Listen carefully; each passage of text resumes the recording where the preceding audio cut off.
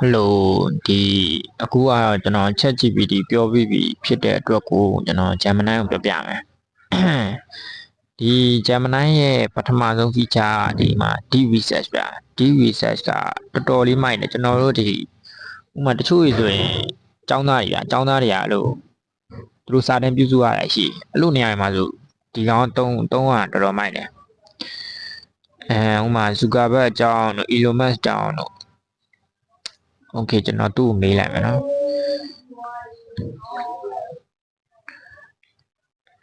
โอเคကျွန်တော် Elon Musk ကြောင်းအသေးသေးသိချင်တယ်ကျွန်တော်ကဒီမှာသူက2မျိုးရှိရဗျာ first နဲ့ thinking နဲ့ရှိရကျွန်တော်က thinking ပို့ကြတယ်သူအဖြေတွေကလည်းပိုပြီးကောင်းတယ် first ကကြောက်တော့မြင်းဖြေရဖြစ်တဲ့အတွက်ကိုတင်ကြိုက်ဖို့ကျွန်တော်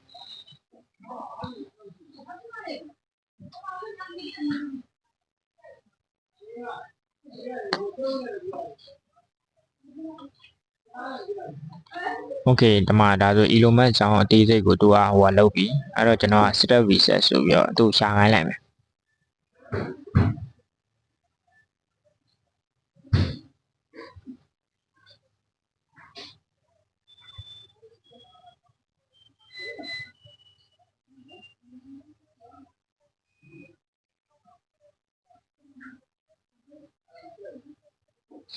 โอเค तू ကကြာတော့ကြာတယ်ဗျာโอเคအဲ့တော့တရားကိုကျွန်တော်ခဏ skip ထားလိုက်မယ်โอเคနောက်တစ်ခုထပ်ပြောချင်တာက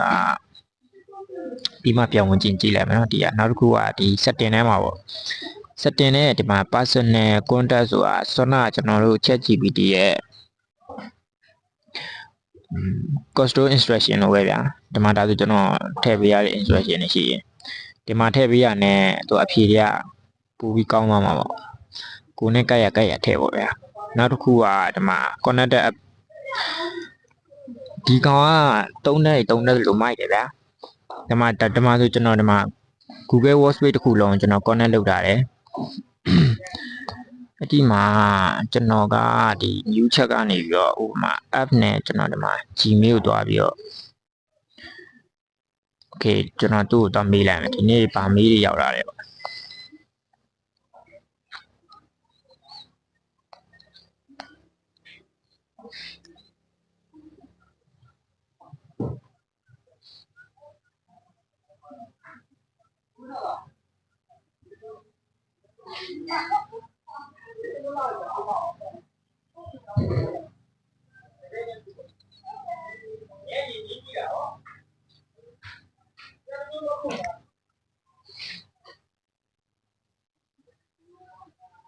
โอเคခဏတော့စောင့်ရမယ်နော်ကျွန်တော်ကဒီမှာ thinking ကိုဖွင့်ထားဖြစ်တယ်โอเคဒီမှာဒါဆိုရင်သူဝင်လာတဲ့ mail ကိုသူပြောတာရယ်โอเคဒီမှာဆိုရင်အကုန်လုံးဒါတွေဟုတ်မဟုတ်ကျွန်တော် Gmail မှာတော့ကြည့်လို့ရတယ်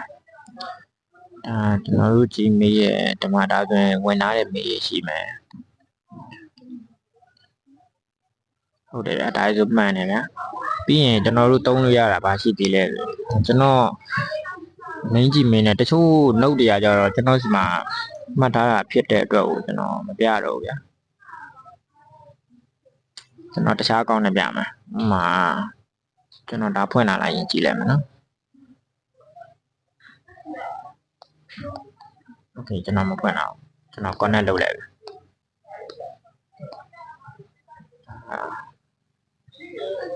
ပြီးရင်ကျွန်တော်โอเคမီးလိုက်ပါဗျာတခုခုပေါ့ကျွန်တော်အမြင်မီးလိုက်တော့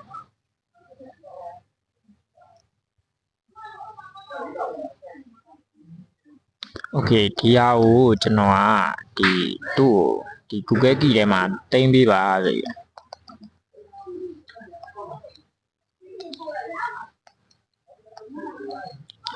ကျွန်တော် Google Key ကိုတင်ခိုင်းလိုက်မယ်နော် prompt ပေးဖို့ကျွန်တော်ပြီးရင်ဒီမှာကျွန်တော် keep note ရှိမယ်โอเคဒီမှာတက်လာအော်ဒါဆိုရင်သူကဒီမှာတစ်ခါရောက်နေโอเคဒါဆိုရင် keep note တစ်ခါရောက်လာဒီကောင်တွေကသုံးတယ်လို့တော်တော်သုံးဝင်တယ်ဗျာ ပြီးတော့ကျွန်တော်ကဥမာဒီ Google တက်ဆင်မှာကျွန်တော်လုပ်ပြရှိရပေါ့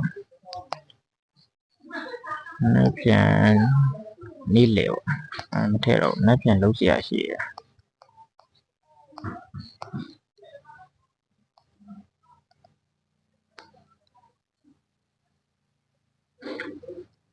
ကျွန်တော်တို့ခိုင်းလိုက်မယ်နော်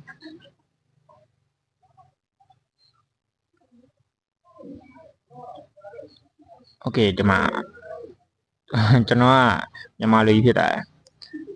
โอเคကျွန်တော်ဒီ Google တက်ဆင်ဝင်ကြည့်လိုက်မယ်နော်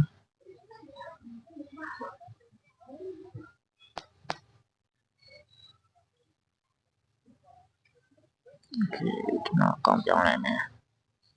โอเคဒီမှာဆိုတက်လာမနေ့ပြန်လောက်ရရှိရဆိုသူကတက်တစ်ခုသွားထည့်ပြီးသွားတယ်ဗျာ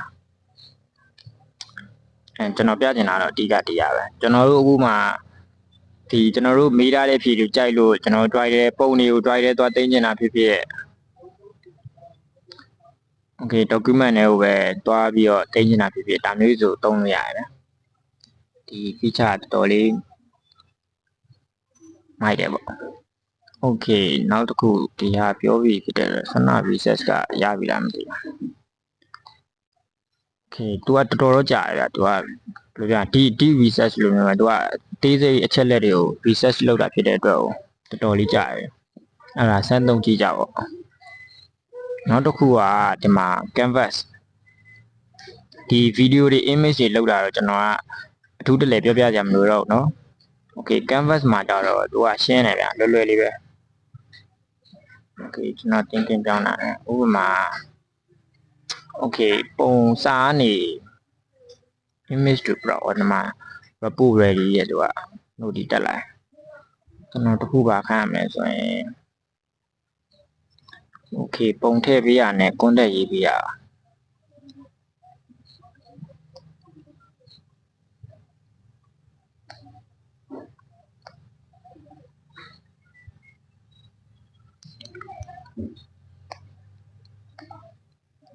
โอเคကျွန်တော်မြန်မာလိုပဲခိုင်းလိုက်မယ်နော်โอเคဒီမှာကျွန်တော် product ပုံတစ်ခုထွားပြီးတော့ download လုပ်လိုက်မယ်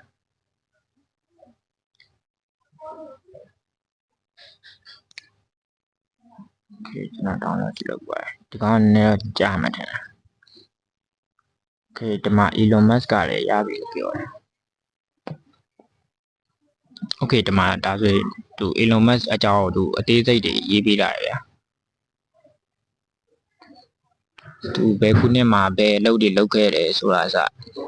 သိချလေးရေးပေးတာအဲ့ဒါတွေကဒီចောင်းသားတွေတချို့ပါမုခါတွေဆိုလဲခါလေးလိုအပ်မယ်ဗျာကိုကဒါတွေမကြိုက်လို့နားမယ်လို့မြန်မာလိုပြန်စီခြင်းလဲမြန်မာလိုလုပ်ပေးတယ်သူကโอเคသူကတော့ဒီမှာကုတ်ကရေးအောင်ရေးတယ်โอเคရသွားပြီလားโอเคဒီမှာဒါဆိုရင်ကျွန်တော်ပုံထည့်ပေးလိုက်မယ်သူ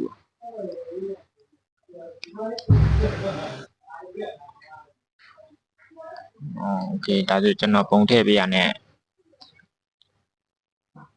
တိတ်ကမမိုက်ဘူး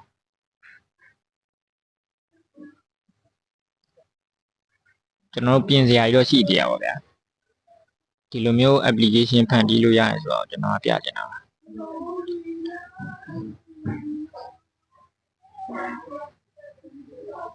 โอเคဒီမှာသူကတော့မြန်မာလူကြီးပဲရေးပေးတာပေါ့โอเคဒီလောက်ဆိုရင်နားလည်မယ်ထင်ပါတယ်ဒီ guideline နဲ့ dynamic view တော့ကျွန်တော်နောက်မှထပ်ပြီးတော့ရှင်းပြပါမယ်အဓိကကတော့ကျွန်တော်ကထိတိမိမိသုံးစေချင်တာတော့ဒီကောင်လေးတွေသုံးစေချင်တာဗျာဒီ Gmail ဒီ Google Workspace နဲ့ပတ်သက်တဲ့ဟာတွေကျွန်တော်တို့ကတွင်းတွင်းကြဲကြဲသုံးလို့ရတယ်ဟိုဒီ calendar မှာကျွန်တော်တို့နိုဝင်ဘာဥမာနောက်လာမယ့်ရက်မှာဘာ event ရှိရဘာရှိရညာရှိရဆိုရင်ဒီကောင်နဲ့သုံးကအဆင်ပြေရတာဒါလုပ်ငန်းရှင်တွေအတွက်ဆိုကျွန်တော်တို့လောလောကူကူသွားလုပ်လို့ရတယ်ဗျာပို့ပြီးတော့ easy ဖြစ်သွားတာပေါ့ဒီ Gmail မှာဆိုရင်လည်းကျွန်တော်တို့ Gmail တော့သူကတခါတည်းအဲ့လို email တွေတော့ပို့လို့မရဘူး ဒါကတော့ Gmail application ထဲမှာသူက AI feature ပါပြီးသားဖြစ်တဲ့အတွက်သူတစ်ခါလေးတော့ကျေးဇူးတင်ပါတယ်ဒီလောက်ဆိုရင်ဒီ basic လေးကိုနားလည်လောက်မယ်ထင်ပါတယ်